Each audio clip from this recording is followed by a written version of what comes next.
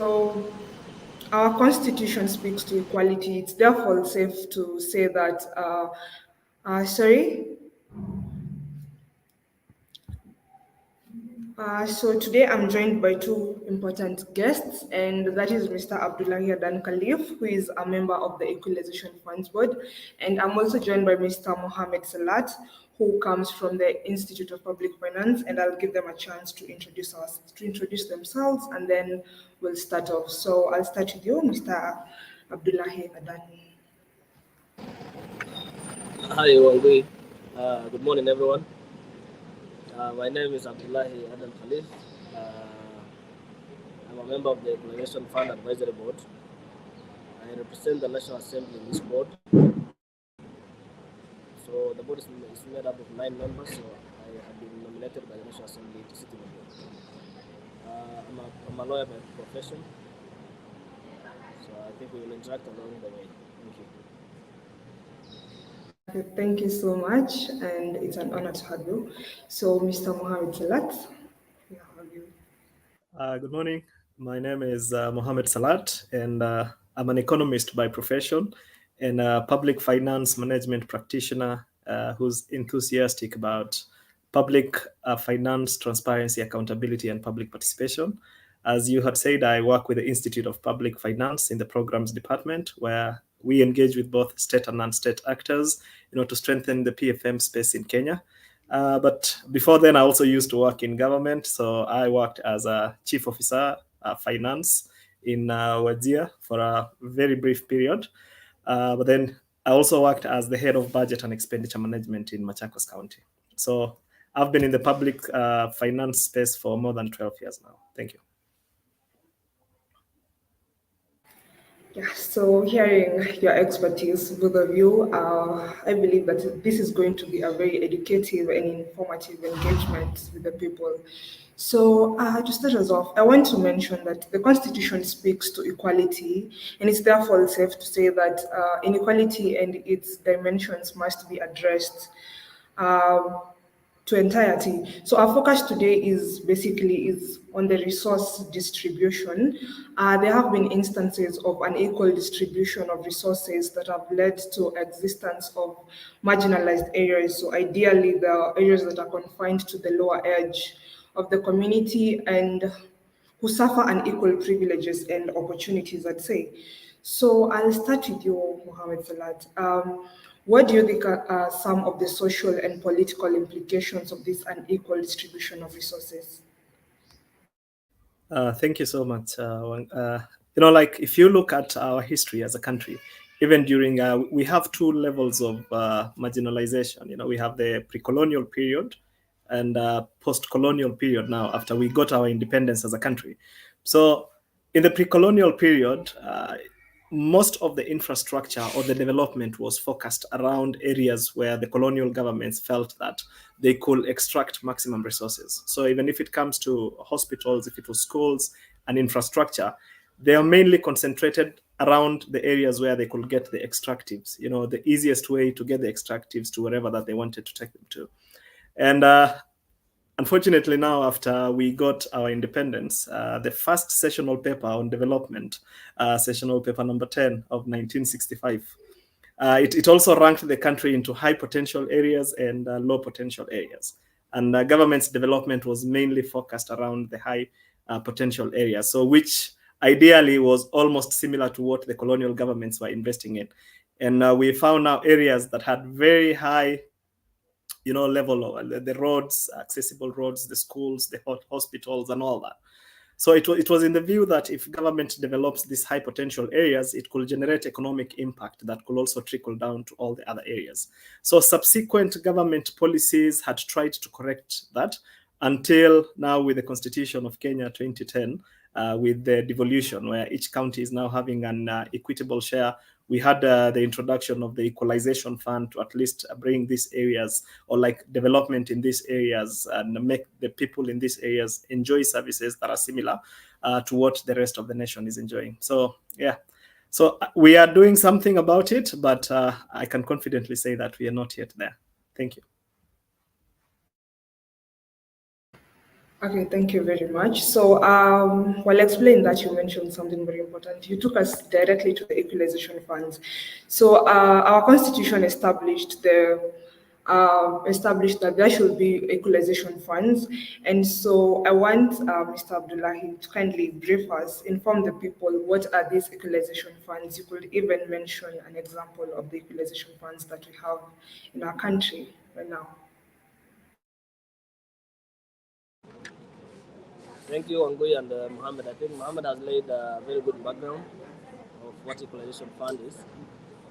The Constitution of Kenya has appreciated the level of marginalization around the country and the inequality that has been there for the last 60 years. So, to bridge the gap between the different parts of the country, the Constitution under Article 204 came up with what's called the Equalization Fund. This is 0.5% of the total revenues collected by the government, audited and approved. And over the years, this fund has run into problems, political problems, legal problems. It has not been successfully implemented this far. So, but if you look at it, the intention of the fund was to, within 20 years, bridge the gap between the developed parts of the country and the less developed parts of the country. So how was this fund to be implemented? The fund was to be implemented either directly or indirectly through the ministries. For instance, when you say directly, it is through the ministries, like now Ministry of Health, Ministry of Roads, are supposed to undertake certain projects like electricity, water, health projects to bridge the gap. Then this was not okay with the county governments, so they went to court to challenge that. So they wanted these funds given to the counties so they can undertake these projects and implement this.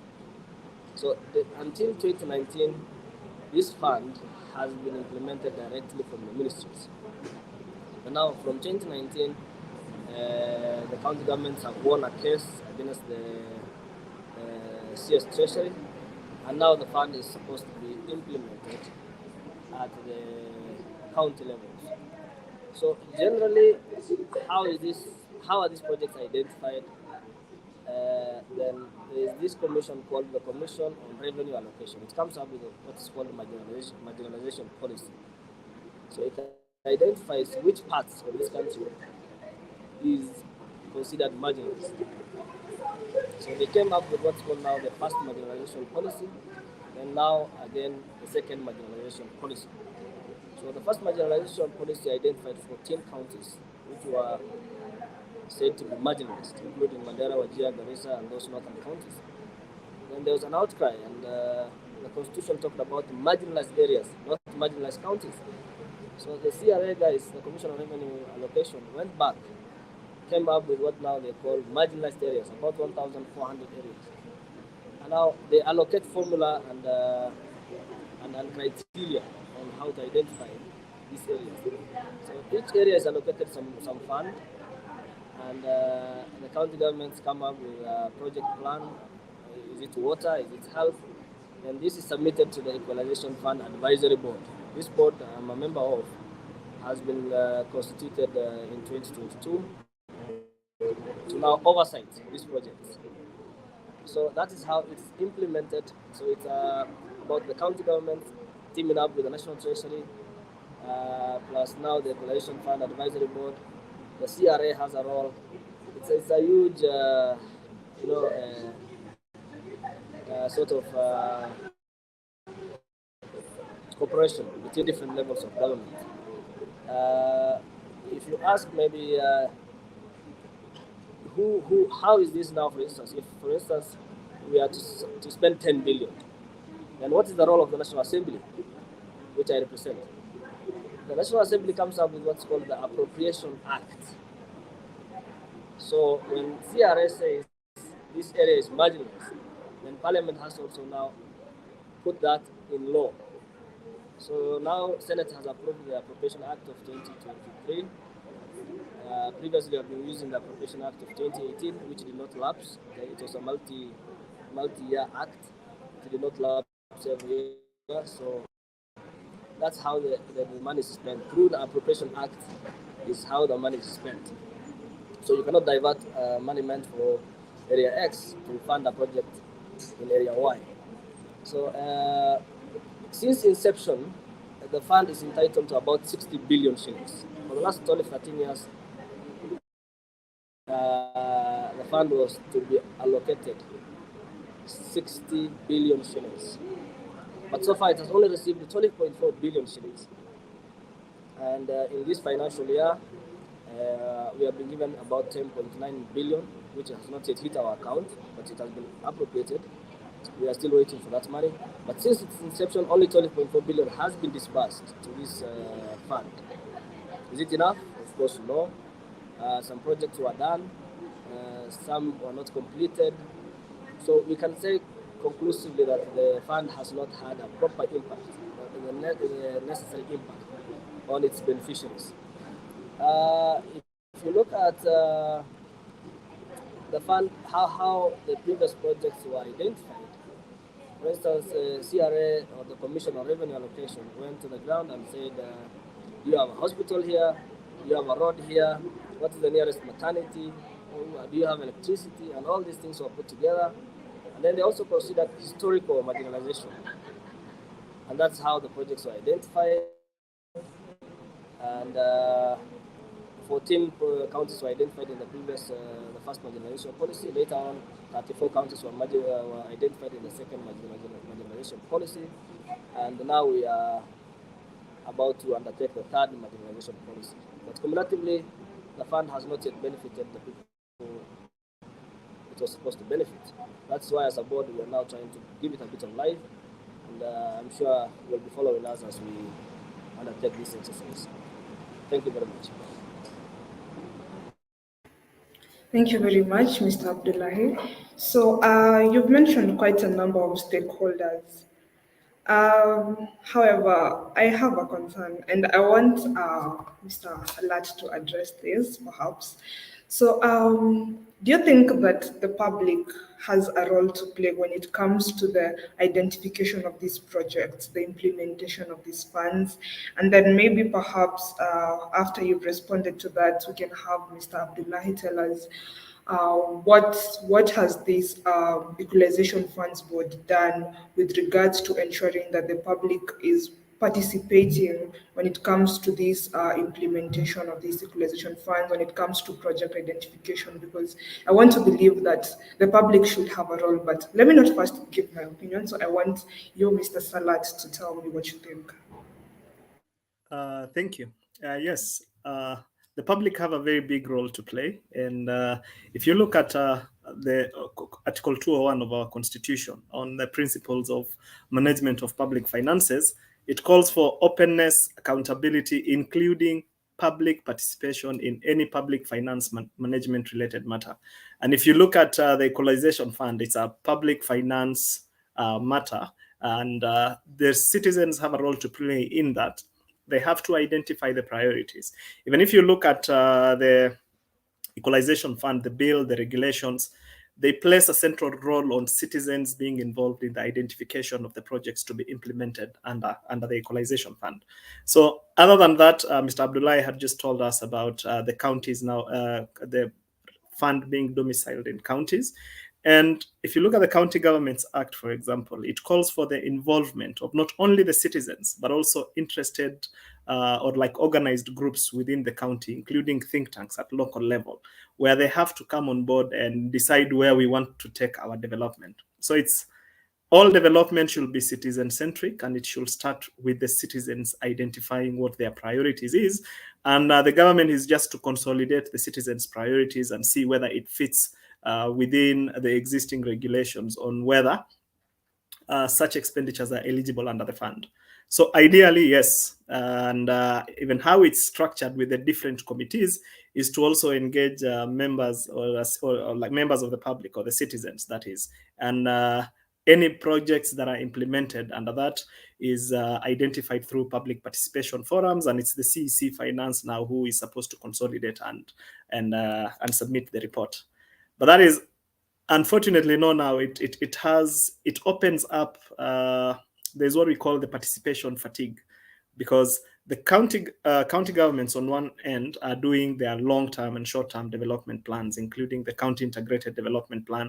There's the annual budget cycle. These days, we are seeing members of parliament also calling for public participation when it comes to CDF.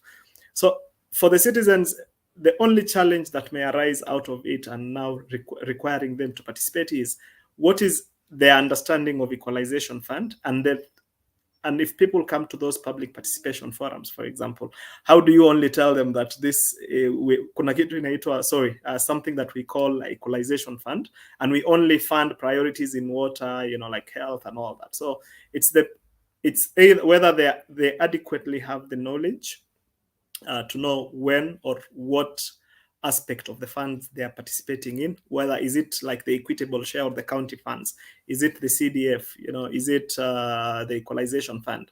And what this causes, as I had said earlier, is the fatigue.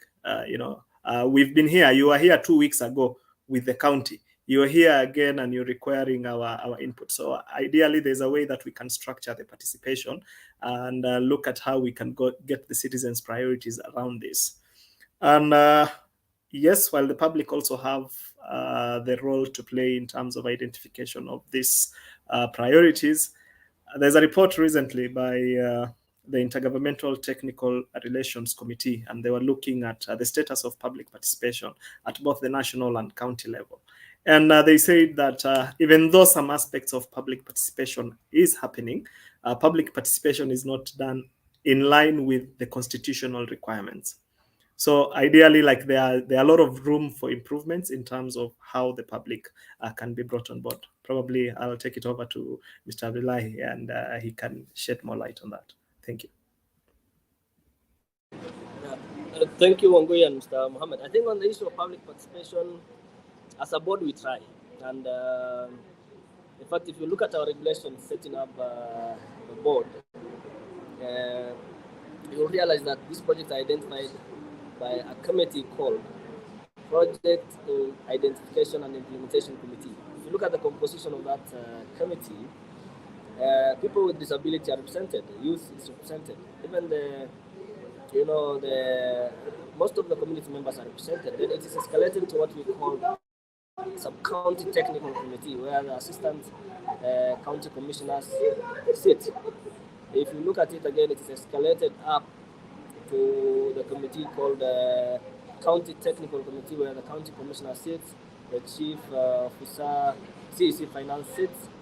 The CEC is the representative of the county. The county commissioner represents the national government. And then you have the CDF managers representing the members of parliament. So if you look at the whole structure of the Equalisation Fund, it's a highly political fund, and that's why you cannot implement it without involving the various stakeholders, from members of parliament to governors to senators, and now even the board has a senate representative. The council of governors have a representative in the board. There's an amendment coming up. There's an act that's coming up. They want to add a representative from the controller of budget. The commission on revenue allocation wants to send a representative. It's a very political fund. If you say you will implement it on your own, I think it will be very impossible. Wangui, I think that is with regards to public participation. Maybe you can take over. Okay, thank you very much for your insights. So, you mentioned that there are various people involved in this.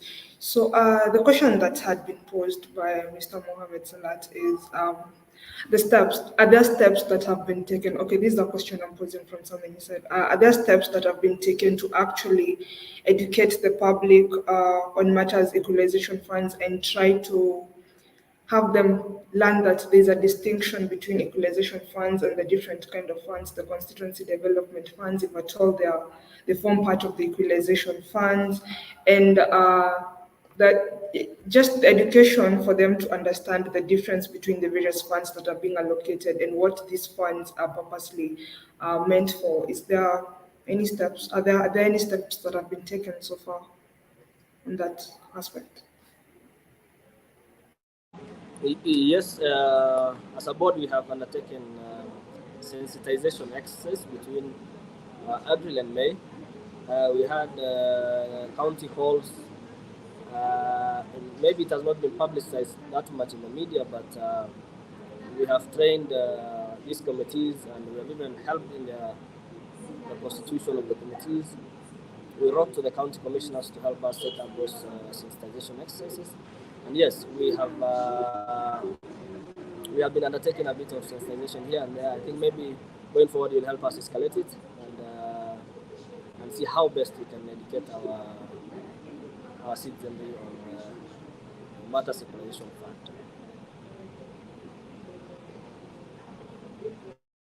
Okay, thank you. So the other question I want to ask, and I want to pose this to you, Mr. Mohamed Salat, given that you have experience in the finance management department, and yeah, you work with an organization that deals with the same. So, what do you think are some of the steps that can be taken? What do you think are the measures that can be taken to ensure that the equalization funds are better managed and implemented? Well, as you've just heard, out of around the 60 billion Kenya shillings that was to be disbursed under the fund, we've only been able to we've been able to disburse 12.4 billion. And these are areas that have been identified as marginalized, and service delivery or access to services in these areas is not at par with what the rest of the citizens are enjoying. So the first step that we need to take first is to try to see with it takes a lot. It takes a lot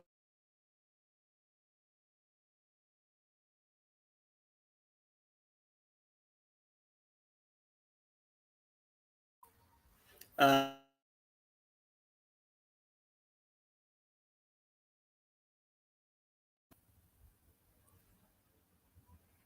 was I on mute the entire time? Sorry. We lost Yes. you, but yeah, you Yeah. can come I, up I again. I think it was some small issue with power. What is that at 60 billion we've been able to only do 12.4 billion. So ideally for us to call it a fund that is to provide services to the marginalized population, then we need to improve how this fund is dispersed. And sometimes it's as simple as having the prerequisite legislation, giving priority to this legislation, even in parliament, to unlock these funds and ensure that citizens have access to these funds. It brings a lot of questions because from 2011 to date, I think the fund was only disbursed for two financial years in tranches of 6.4 billion and 6 billion. That's what led to the 12.4 billion. So now it was a 20-year fund. It was time bound. The fund has not been operational for several years, and there's a procedure now. Like, are we even discussing on what happens, because the 20 years is fast approaching? I think we are almost halfway or past halfway the 20 years, and for a very long period of time we've not been disbursing money. So what do we really need to do? Do we extend the period of implementation, or do we increase allocations to the fund? Because still, again, you can't, what happens to all the years that we allocated resources and the resources were not disbursed? If you look at the constitution, it says that any amount that is not dispensed at the end of the financial year is retained within the fund to complete the projects that have been identified. So, with all the challenges that National Treasury is also having in terms of disbursing resources to not only county governments but also the national government, what does that mean in terms of the 20 years coming to an end, and there is the fund needing more resources, like faster disbursement of the resources? We can also improve in terms of how we identify how we identify the priorities to be implemented, because there's CDF that is implementing some. You find that some of the constituency development fund, county funds, we have the equalization funds. So how do we ensure synergy across that and we don't have duplication in terms of, if the equalization fund is focusing on this aspect or within this region, within almost, or like within, do we only have to wait for equalization funds to provide services to with the same areas, or can the counties chip in terms of if we are behind, or like if the citizens are not getting the services, then what can we collectively do beyond the equalization fund to ensure that people in these areas, we bring them up as fast as we can so that they can enjoy services as per the rest of the nation. So ideally, it's all about improving how we disburse these funds, because we can't have a fund that is there to, give services to the marginalized populations, and the money is not disbursed. Thank you. Uh, Maybe Mr. Abdullah can add to that. Okay, thank you very much. So you mentioned the matter of disbursements, which takes us to the management of these funds. And Mr. Abdullahi mentioned something very important when he was introducing the equalization funds. Mr. Abdullahi, you mentioned that initially the funds were managed by ministries, but following the High Court matter, it was decided that it was now for the counties to actually manage these funds. So, do you think that with the county now managing the funds, there's actually a difference? And how do you think, which government do you think is better suited to actually manage these funds to ensure that there is actually implementation? And now we are moving towards a success, because you said it was a project to be implemented and for results to be seen within 20 years. And, years have been flying past by us. So, yeah, what do you think? What are your sentiments on the same? Thank you, Wangoye. I think Mr. Mohammed made some good points. I've taken note of them. Very serious points. Uh, Very good question. You're asking which government is best suited. I think the court answered that question, and the court said that the county governments have the capacity to implement this fund. And that's why the court ruled in favor of the governors. So I think that question has already been answered. As to, in my own view, we need to build capacity. That's why now World Bank and European Union are directly funding the county governments, even though the members of parliament I represent have a different view. They want this fund be implemented by the ministries, because the governors have also developed,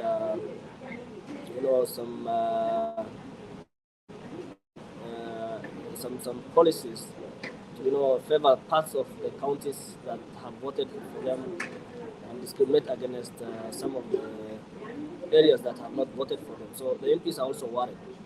So even though the concern is genuine, we need also to build the county government's capacity to identify these projects and implement. How do we then address the MP's concerns, the members of parliament's concerns? We can address it by locking this money in very specific areas. So, for instance, if Area X is supposed to be given 100 million Kenya shillings, then we cannot allow as a board the county governor to move that money from that area into a different area. I think that's where now oversight comes in, and that's why the board is constituted to oversee this fund. Mohammed, on the issue of duplication, I think the constitution is very specific. It wants us to target 4 areas. It is health, road, water, electricity. Even though we can extend it a bit, those are the 4 main areas the constitution wants us to fund and focus on for the 20 years. But in our own, at our own level as a board, we encourage co-financing of projects. For instance, if we identified a project of 100 million. If the county government wants to chip in and add another 100 million to extend or build a bigger dam or a bigger road, then we allow it. We don't say, oh, this is an equalization fund project. And I think the trend has been that even donors co-fund government of Kenya projects. So why not? Why not allow county governments to co-fund equalization fund advisory board's projects? So that one, I think we have addressed it as a board. How do we then improve identification of priorities? Unfortunately, the Constitution has given exclusive mandate to the Commission on Revenue Allocation. Even as we sit here today, we are facing a court case in the High Court of in Garissa High Court, where people have gone to court to say that that policy should be declared null and void because they are saying it has not been subjected to public participation. So, but the exclusive mandate belongs to the Commission of Revenue Allocation. So, as a board, we can only advise and give recommendations along the way. Ahmed, I think on improving priorities, as an expert, I think you should also be writing and participating in this formulation of these policies. Thank you very much.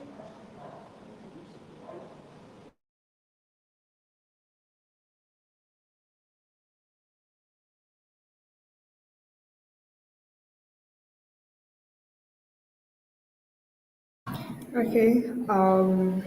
Yeah, thank you very much. I think that was a good feedback, maybe perhaps just what we needed. So,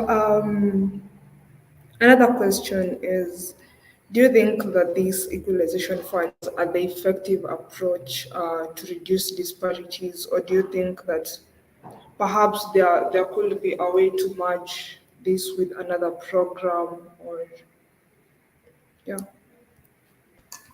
Do you think the equalization funds are the best, or do you think they come in handy when it comes to reducing disparity of resources?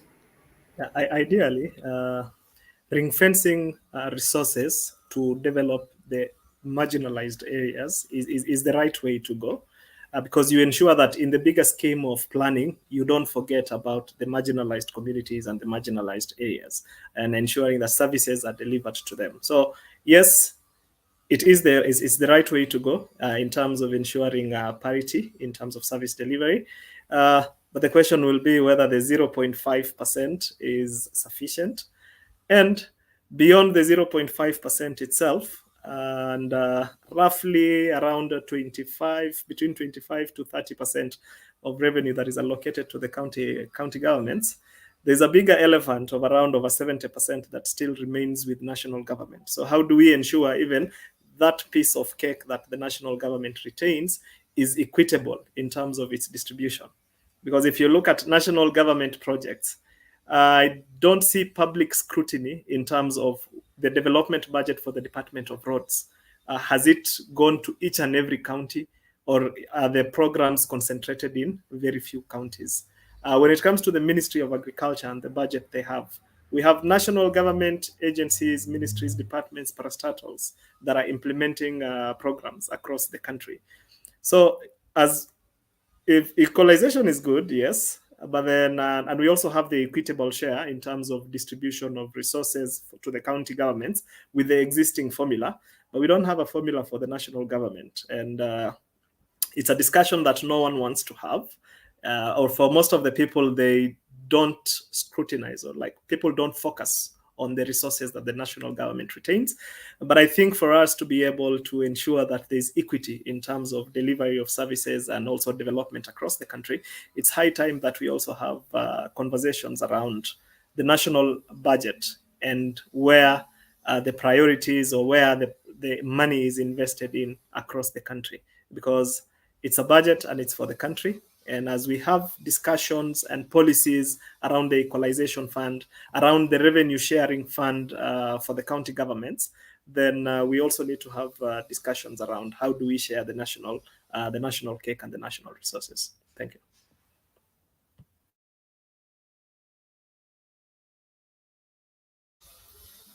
Okay, Over thank to you you. so much, Mr. Okay, Mr. Mohamed Salat. So that actually brought me to a very important question I had, and I think I'm going to pose that to you, Mr. Abdullahi. So, and the question is, in what ways can these equalization funds be tailored to meet the unique needs of each region? Because now the equalization funds, there's a kind of limitation to water, health, education, electricity, but then some regions might be needing perhaps maybe more than just water, health, education, electricity, given that they are marginalized, and these funds are supposed to cater for the marginalized areas. What about perhaps the other needs that those particular regions have that are not just limited to water, health, education, and electricity? So, what unique measures do you think can be implemented? Yeah. Thank, thank you. Yeah, thank you very much. I think Article 204 was drafted in such a manner that it gives us uh, a leg room to add other services. For example, the words used are water, health, including water, health, roads, and all that. So the word including is very important. So it means there are other issues that you can include. So like now when we went around, some people need classrooms, education related facilities. Some were even asking for food. So as a board, we sat down and said, okay, fine, education is a priority in those marginalized areas. And if there are specific projects that are supposed to be funded along that education, then why not? So I think it's not limited as such. We can always extend the boundaries of the fund depending on the needs of each community. So we are not in a fix. I think we can always explore other services. You've asked how we can tailor make it. I think the policy that, if you look at the policy, the marginalization policies that have been formulated by the Commission on Revenue Allocation, they have put in serious public participation. And they go to each and every area, they ask, what is your priority? So some people will say water. Then these guys from CRA will put a formula to that. I think Muhammad is a better place to explain how those formulas are done from public finance perspective. So for us as a body, we'll just take that formula and multiply by the total amount. So if we are given 7 billion shillings and 0.55% is supposed to go to AX, then we just multiply and give that money to the county government in whose jurisdiction that area falls. So when I think the words including covers any other services that may be needed by those communities. And I think I've answered it.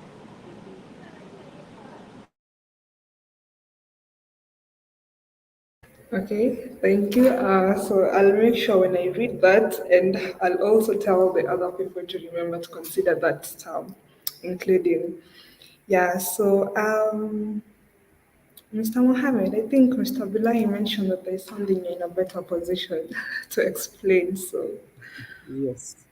No, ideally, you look at the Commission on Revenue Allocation is very proactive in terms of how these different resources can be shared. And how these resources are shared is not always cast on stone.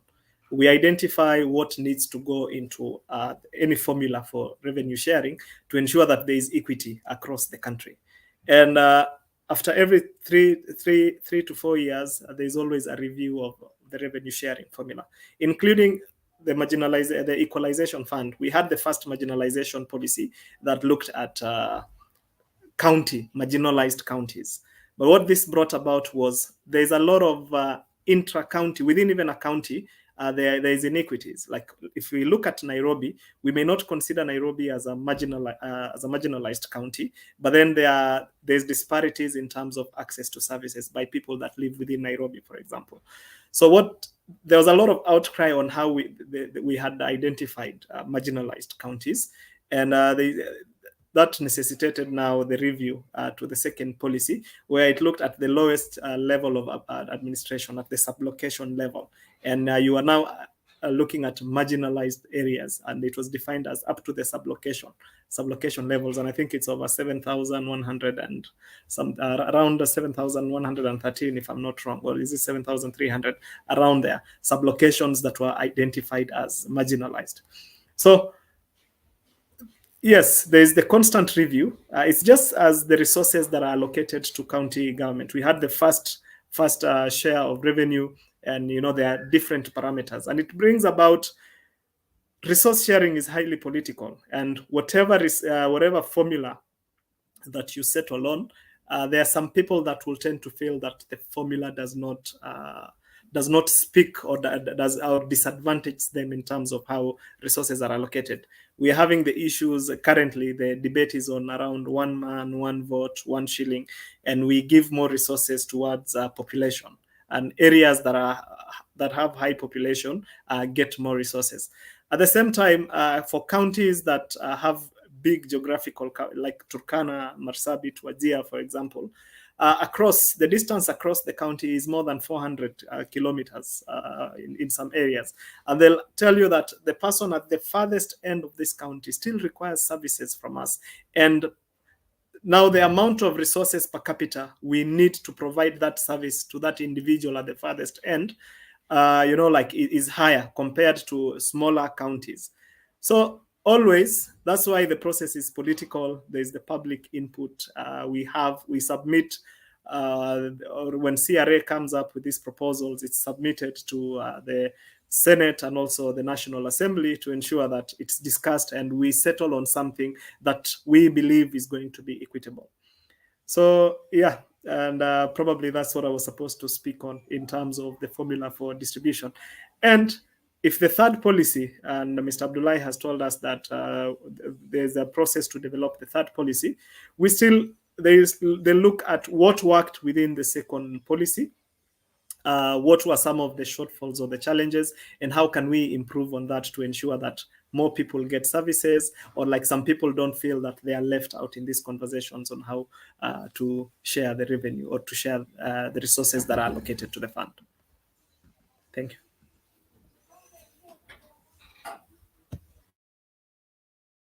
Thank you very much. So, just a concern. Do you think that there is harmonization between these equalization funds and other funds that are being distributed, be it the constituency development funds, funds allocated to the counties, and now we have these marginalization funds? Do you think that there is a harmonization that is going on between these funds? Because you might find some funds were allocated to the county, and within those funds, there were funds that were allocated to particularly cover some of these things that are some of these what do we call them, resources that are required still by the marginalized areas, and then again we have more money distributed to the marginalized areas for the same resources again. Do you think that there's a harmony, or could this be the reason maybe perhaps we are suffering these challenges of disbursement of funds because there's that feeling that some of this money has already been shared out for this reason, so we end up having the money being held back? Or what do you think about that harmonization of the funds? So we can start with you, Mr. Abdullahi, then Mr. Mohammed will tell us what you think on the same. I think, thank you, Wangoi. The issue of public finance, I think, is a very, very, very hot topic. For us, we always say that there are constitutional funds and then there is public funds. I think Muhammad will help us separate between the two, because the Constitution talks about consolidated funds and public funds. For us, we say the Judiciary Fund and the Equalization Fund are constitutional funds, which are very separate and distinct from these other funds. And the Equalization Fund is specifically for marginalized areas and marginalized communities. About now, for example, CDF gives bursaries, for instance, so it complements what the Ministry of Education does.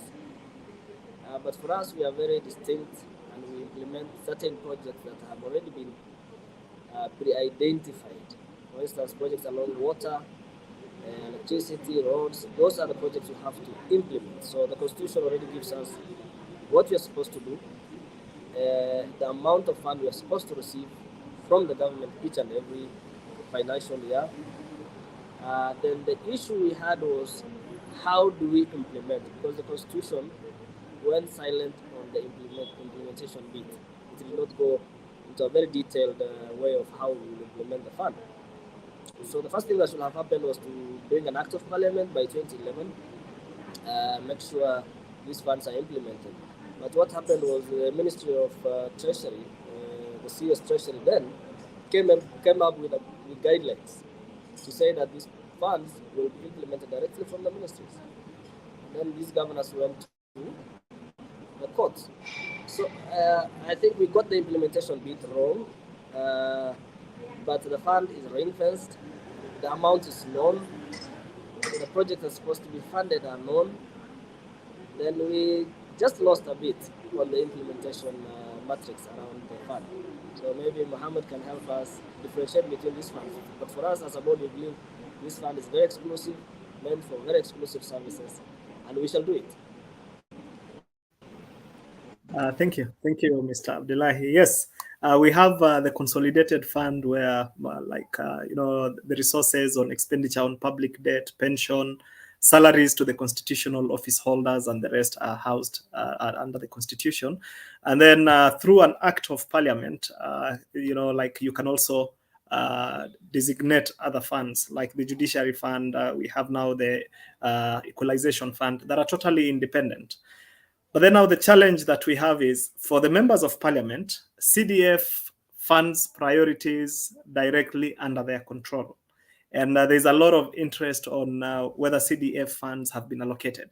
And sometimes we saw that this year, members of parliament, when they had gone to Mombasa for a meeting, and some of them decided to boycott the meeting until CDF funds were disbursed because they were in arrears for several months. At the same time, you have the Council of Governors. Anytime that there is delayed exchequer disbursements, you'll always see them write letters through the Council of Governors, making press statements on why there are delays in disbursement of funds to the counties. But then now, when it comes to the Equalization Fund, even though it's going to implement services to the same citizens that have elected the members of parliament and the government, or the governors, sorry, who has now the political will to push for the disbursement of funds? If it was resources that were to be allocated to county governments, if the CDF, it had been declared illegal and unconstitutional, not unconstitutional by the Supreme Court, even though we keep on implementing it. But take the Equalization Fund, for example, if it's CDF that was deemed that you cannot implement it unless you have a legislation on board, I can assure you that it will, within 3 months, we will have had the legislation to operationalize the fund and set up all institutions necessary to ensure that that money is disbursed faster. So ideally, probably the main issue may be that it's not a fund for everyone. It's a fund for particular people, areas that are like when I say particular people, I mean the areas that are designated as marginalized. And now there is no impetus for other members whose areas are not designated as being marginalized, pushing for that. So what is missing, I believe, on my end is the political will, because assuming that if there's an allocation of 10.4 billion, I think this year, and as for the first 9 months, 0 shillings had been disbursed. And we already Parliament I think had approved the bill, and the regulations were also out. And I remember public participation around the regulations to govern Equalization Fund. So at the end of the day, who has the political impetus to ensure that they push for the implementation of the fund? We have the board here, but then even though they coordinate the functioning of the fund, the bodies, they're not politicians. We may have Abdullahi who represents parliament, but then when it goes to parliament, who pushes for the interest of the Equalization Fund? And I think that is why it's taken so long for us to be able to implement the fund. So probably it can be integrated with all the other funds. We look at, these are the resources that we have. How can we complement? If we are to spend, if we are to do, if the county government was to do, let's say, a road or let's say a health facility, and the Equalization Fund is also allowed to spend on health, how do we bring these resources together? And rather than having 2 small dispensaries, we can have a one larger hospital that is, or like the Equalization Fund constructs the facility, the county governments can fund the facility, can equip the facilities. It's easier. It's always easier to integrate the funds, but then the fund has to be operational and disbursements has to be made for us to be able to see now where are these synergies that we can bring on board and ensure that we are having a bigger impact with the resources that we have. Thank you. I think on the issue of how do you integrate between the funds, I think the, the project work plans. Now, the proposals are coming from the county governments. So, what we asked them was let it be in line with your county development plans. I think they are called county integrated CIDPs.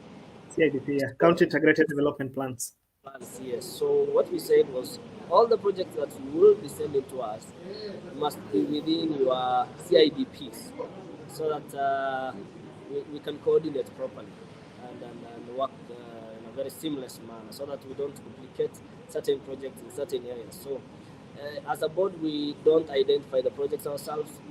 The county has taken the role of identifying the projects, making sure it is within their CIDPs, and making sure the public participation is done, and also procure it. So ours is just oversight, and I think we will undertake that seriously.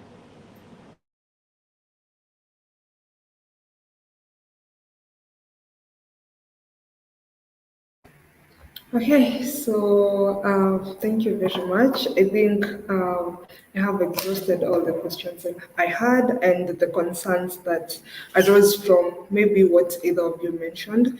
So I want to say that this was a very informative forum. I actually learned a lot myself. So unless there's anything perhaps you'd want to add, just to make sure someone out there is not left with a question, or maybe something that you find people actually misunderstand or have a misconception about with regards to this topic. Unless you have something to say on the same, I think we could I think call Wangui, it I'll a add that day. Yeah. there's currently a bill at the Senate. The Budget and Finance Committee of the Senate, chaired by Senator Roba, wants to put an act of parliament to manage the administration of this fund. So they are proposing that the I'm CRA. sorry, Mr. Abdullahi, I lost you. Yeah, sorry, I was saying that there's a bill at the Senate currently as we talk. The bill is being sponsored by the Committee of Finance and Budget Committee, chaired by Senator Roba, the former governor of Mandera. So I think that is a good step. Even though the bill has certain defects here and there, it's under public participation. I'm sure Mohammed Sanat will send his memorandum there, and maybe also some of our audiences, yourselves, can also participate and make sure that that bill, enhances public participation around the equalization fund.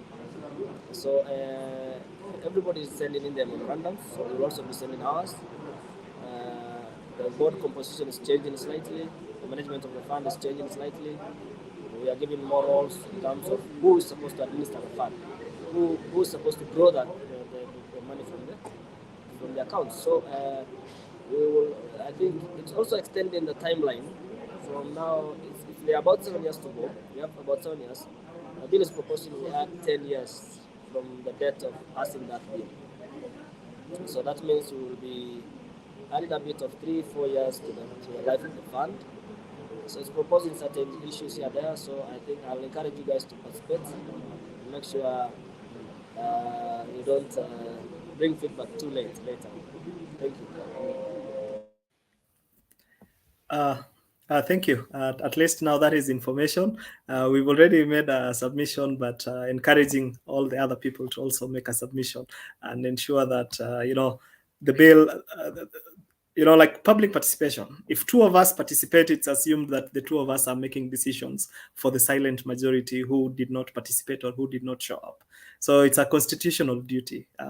Look at the calls for public participation and see how you can participate or how you can get your views on board. But what I need to say that is that yes, the lifetime of the bill needs to be, like to increase the lifetime of implementation of the bill.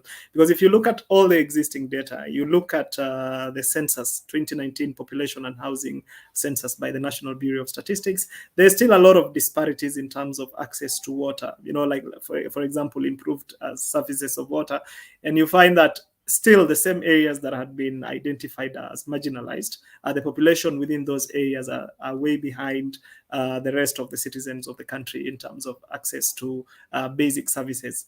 If you look at the recently published Kenya Demographic and Health Survey of 2022, access to maternal services, attendance by skilled birth deliveries and all that, still the same areas or the counties within where these marginalized areas are located, you find that they are posting numbers that are way below the national average. And for us to be able to even have improved health outcomes as a country, we need to ensure that we leave no one behind, and we bring everyone on board. So my advice will be now for the representatives who they represent either at constituency level, either as a county, the council of governors, from these areas where the marginalized, the sublocations are located. It's up to them now for them to take the political initiative to push for the success of this fund and ensure that we unlock the impasse that exists in terms of the disbursements of these resources, and we ensure that it won't help anyone if we have a fund by name, a fund that resources are not being disbursed. And once these resources are disbursed, then also how do we utilize these resources to ensure there's efficiency in terms of the services that we're supposed to provide, and we ensure that we're also accountable, and we give focus or priority towards unlocking these funds and ensuring that even all the disbursements that have not been made are made, they reach the people. And in doing that, we live according to the objectives of our constitution of ensuring that the citizens in this marginalized region enjoy the same services as people of the rest of the country. Thank you.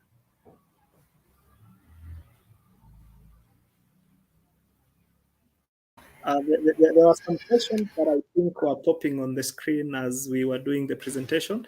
I don't know if there were any major concerns from the audience that was watching us. And yeah, I can see a question on whether devolution was the idea we ever made, or we messed up, and it's the issues to do with population and funds disbursement. Ideally, if you look at the principles or the objects of devolution, is to ensure that the service delivery to every citizen has access to basic services. And getting the county into 47 counties was to, decentralize decision making and ensure that you have access to the tables where decisions are made. And this country, even though we are one country, yes, if you look at regional disparities, whatever was the previous central province, the priorities of central province may not be the same as the priorities of, let's say, Turkana, or the priorities of northern frontier districts. While ideally, in some of these areas, within one sublocation, may have as much as 100 schools. For some of these other areas, it's like you have to go for distances of 100 kilometers between two schools, yet people need to access these same services. So the idea of devolution was to ensure that each and every region implements priorities that are unique to them, taking into cognizance of our developmental needs and the disparities in terms of service delivery and the policies that I had talked about as we were starting these discussions, and ensuring that we don't always say we have marginalized regions. When it comes to resource sharing, the formula will ensure that you get more resources, and you have to utilize them in an accountable manner. And within 20, 30 years, we should not be talking of disadvantaged communities or marginalized areas because you were given the funds, the citizens participated in identifying their priorities and ensuring that now you're also engaged in the accountability discussions to get people out of poverty and have people have access to services. The challenges that we are having with fund disbursements, if I don't look at the Equalization Fund and the policies and whatever that was required and the court rulings, it has also to do with we, the citizens, participating in decision making. How many times will you go to a public forum to discuss the budget? When the quarterly reports on budget implementation are out, how many times do we even take time to go through these reports and ask the correct questions on why some of the ministries, the departments, or some county governments are not utilizing the resources that are available. The government currently talks of the public debt situation and how expenditure on debt service is constraining their, or like the limited resources now to invest in development. Ideally, when this we were accumulating the debt, there was the budget process where the government picks out or like identifies the level of deficit in terms of resource, the resources that we are going to use, and there's always public participation. So it's we the citizens that have to make these systems work, and we hold the duty bearers accountable. And it's us getting engaged in the accountability discussions that we can ensure that we get services in an accountable and efficient manner. That's what I have to say to that. The population aspect of it, we will be reviewing the third generation revenue formula by CRA. Please participate, get your feedback when the fourth generation revenue sharing formula is coming on board. Be there and make, if you feel that we should allocate more resources to population, be there and have your voice heard. For myself, I'll make sure that I'm there so that I can speak about fiscal responsibility. In that, for a county that cannot account for the money they get, or if you are getting an audit opinion that is a disclaimer or an adverse, then you should be given less resources. As for me, you should be able to account for what you're given, and there should be a percentage attached to fiscal responsibility. And like the effort in terms of raising your own source revenue should also appear in the next revenue sharing formula.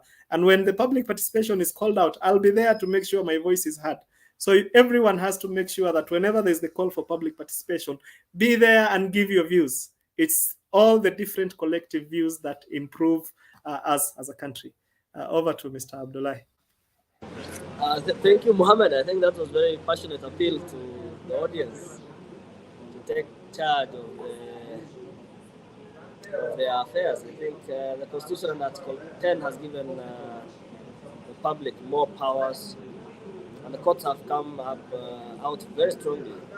Bills have been rendered null and void because of lack of public participation. Acts of Parliament have been recalled. Appointments have been recalled for lack of public participation. I think that's a serious, passionate appeal. Our audiences must take that serious. But I was looking at the issue of, was devolution the best thing that has happened? I think yes. The devolution is the best thing that happened. We tried the other ways of doing it for the last 50 years. It did not work.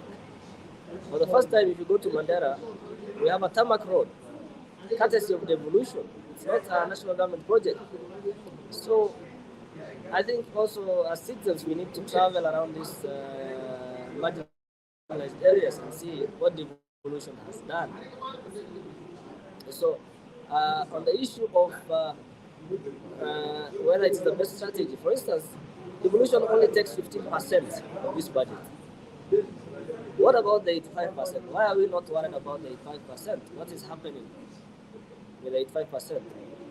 So, for instance, if you compare Kiambu with Garissa in Mandera, Kiambu had a tarmac road maybe 40 years ago, 30 years ago. It had dams way before. So it had health facilities way before. So I think devolution was the best thing that has happened. In terms of implementation, maybe we need to do better. I think as a country we need to give life to devolution. Look at Equalization Fund, for instance. Since 1957, Canada had an Equalization Fund, and it has worked since 1957. So why not us? Why is it not working for us? Devolution has worked in other countries. So I think we need to look at what we are not getting right and get it right, instead of blaming the whole structure or architecture of our constitution for our problems. I think we need to get the finer detail right and implement our constitution. Thank you.